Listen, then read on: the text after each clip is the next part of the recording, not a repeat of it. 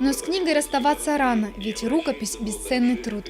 В Национальной научной библиотеке прошла выставка, приуроченная ко Дню памяти святых равноапостольных братьев Кирилла и Мефодия. Они – создатели славянской письменности. Всем гостям показали сюжет о зарождении азбуки. Студентки СУГУ зачитали стихи о ценности книг. Среди экспонатов выставки редчайшие издания середины XIX века. Сказания о начале славянской письменности, начало славянского книгопечатания. День славянской письменности отмечается в России во всех братских странах 24 мая. В IX веке, благодаря тому, что была создана славянская азбука, которой сейчас пользуется большая часть славянского мира, мы имеем те бесценные памятники литературы, которые переходят из века в век, которые дают нам информацию о традициях, обычаях, культуре, духовном мире славян.